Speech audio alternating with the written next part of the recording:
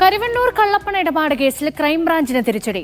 ഇഡിയുടെ കൈവശമുള്ള രേഖകൾ ആവശ്യപ്പെട്ട് ക്രൈംബ്രാഞ്ച് നൽകിയ അപേക്ഷ കോടതി തള്ളി. കലൂരിലെ പ്രത്യേക കോടതിയുടേതാണ് നടപടി. കേസിൽ പി കിരണിനെതിരെ ഒരു കേസ് കൂടി ഇഡി രജിസ്റ്റർ ചെയ്തു.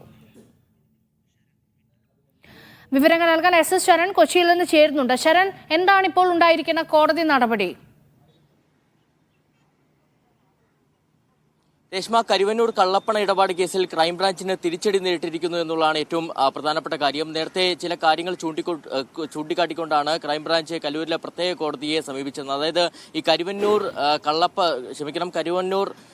ഇടപാട് കേസിലെ കരുവന്നൂർ ബാങ്ക് തട്ടിപ്പ് കേസിലെ അന്വേഷണം അത് ഊർജിതമായി തന്നെ തുടരുകയാണ്. അതൊരു നിർണായക ഘട്ടത്തിൽ എത്തി നിൽക്കുകയാണ്. ഈ ഘട്ടത്തിൽ സ്വാഭാവികമായിട്ടും ഇഡിയുടെ പക്കലുള്ള രേഖകൾ കൂടി ഉണ്ടെങ്കിലേ അന്വേഷണം അവസാനിപ്പിക്കാൻ കഴിയൂ എന്നുള്ളതാണ് ക്രൈംബ്രാഞ്ച് സമർപ്പിച്ച അപേക്ഷയിൽ പറഞ്ഞിരുന്നത്. അതിന് പിന്നാലെ ഈ ക്രൈംബ്രാഞ്ചിന്റെ അപേക്ഷയെ ഇഡി ശക്തമായി എതിർക്കുകയാണ് ചെയ്തിരുന്നത്. ഇഡി പ്രധാനമായും ചൂണ്ടിക്കാട്ടിയത് ക്രൈംബ്രാഞ്ചിന്റേത് രാഷ്ട്രീയ പ്രേരിതമായിട്ടുള്ള നീക്കമാണെന്നുള്ള കാര്യമാണ്. അതായത് ഇപ്പോൾ ഈ കരുവന്നൂർ കള്ളപ്പണ ഇടപാട് കേസ് കാര്യക്ഷമമായി തന്നെ മുന്നോട്ട് പോകുമ്പോൾ അതിനെ തടസ്സപ്പെടുത്തുകയാണ് ഇഡിയുടെ ലക്ഷ്യം. ഇതോടൊപ്പം തന്നെ ഒരു ഏജൻസി അന്വേഷണത്തിന്റെ ഭാഗമായി പിടിച്ചെടുക്കുന്ന രേഖകൾ അത് ഒരു കാരണവശാലും മറ്റൊരു ഏജൻസിക്ക് നൽകേണ്ട ബാധ്യത ഇല്ല എന്നുള്ളതും ഇഡി വാദത്തിനിടെ ഉന്നയിക്കുകയും ചെയ്തിരുന്നതാണ്. ഏതായാലും ഇഡിയുടെ ഈ വാദം അംഗീകരിച്ചുകൊണ്ട് കൂടിയാണ് ഇപ്പോൾ ക്രൈംബ്രാഞ്ചിന്റെ അപേക്ഷ കലൂരിലെ പ്രത്യേക കോടതി തള്ളിയിരിക്കുന്നത്. നേരത്തെ ക്രൈംബ്രാഞ്ച് പ്രധാനമായും ഇഡിയുടെ പക്കലുള്ള 160ഓളം രേഖകളാണ് ആവശ്യപ്പെട്ടിരുന്നത്. ഈ രേഖകൾ കൈമാറേണ്ട സാഹചര്യമില്ല എന്നുള്ള നിലപാടാണ് കോടതി എടുത്തിരിക്കുന്നത്.